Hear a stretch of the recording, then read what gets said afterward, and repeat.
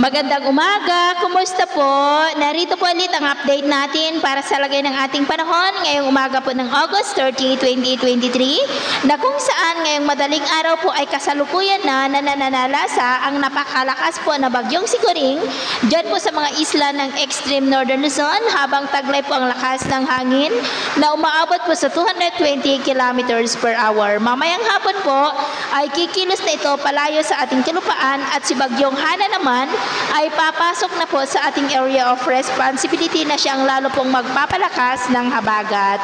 Malakas po na bugso ng habagat hanggang next week kaya maging handa pa rin tayo sa mas maulan na panahon. Dulot po nito na minsan rin ay may mga pagbugso ng hangin at sa kalagitnaan po ng susunod na buwan ay posibleng patungo na po tayo sa transition period. Unti-unti na po na mamamaalam ang habagat at papalit na ang malamig na simoy ng amihan na mula naman po dyan sa taas. At sa lagay po ng ating panahon ngayong madaling araw, dahil po kay Bagyong Goring ay nakakaranas ang buong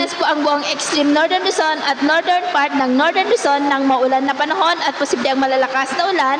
at isolated rains rin sa ilang bahagi ng southern part ng Ilocos region at Cordillera. Ngayon po ay nakataas na ang tropical cyclone wind signal number 4 dyan po sa northeastern portion ng Babuyan Islands at signal number 3 naman po sa southern portion ng Batanes, sa may Sabtang, Uyugan, Ivana, Mahataw, Basco at sa nalalabing bahagi po ng Babuyan Islands at signal number 2 naman po sa northeastern portion ng mainland Cagayan sa may Santa Ana, Gonzaga, Santa Praxedes, Claveria, Sanchez Mira, Pamplona, Abulog, Balesteros, Apari, Bugay, Camalanyugan, Santa Teresita, Alakapan, Lalo, Lasam, Gataran, Baggao, Peña Blanca, maging po sa nalalabing bahagi pa ng Batanes, the northern portion of Ilocos Norte sa may Pagudpud, Adams, Bangi, Dumalneg, and the northern portion of Apayao sa may Kalanasan, Luna, Santa Marcela, Pudtol, at maging po sa may Flora. Signal number 1 naman po sa northern at eastern portion ng Isabela sa may Dinapigue, San Mariano, Ilagan City, Tumawini, San Pablo, Cabagan, Maconacon, Divilacan,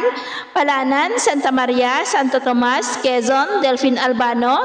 the rest of Ilocos Norte, the rest of Cagayan, the rest of Apayao, northern portion ng Abra sa may Tineg, Lagayan, Lacub, Malibcong, and the northern portion of Kalinga sa may Balbalan, Pinukpok, Rizal, City of Tabuk. At dahil naman po sa habagat ay may mga isolated rains dyan po sa western section ng Central Luzon, Metro Manila, Cavite, Mimaropa, Leyte, Western Visayas at Northern Samar. At mamaya ay sisikat ang araw sa malaking bahagi po ng ating bansa pero maulan pa rin dyan sa northern part ng Northern Luzon dahil po yan sa Baguio at sa western section ng Luzon at Visayas dahil naman po sa habagat. At sa atin namang mga baybayin, ipinagbabawal po ang pagpalaot sa lahat po ng klase ng sasakyang pandagat sa mga baybayin po ng extreme northern Luzon kasama po ang northern seaboard ng Cagayan dahil ang mga alon dyan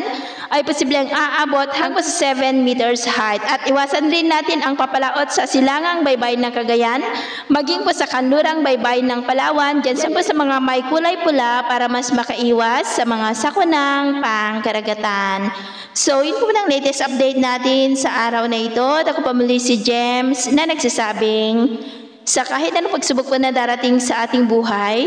huwag po tayong mawawalan ng pag-asa. Thank you and God bless!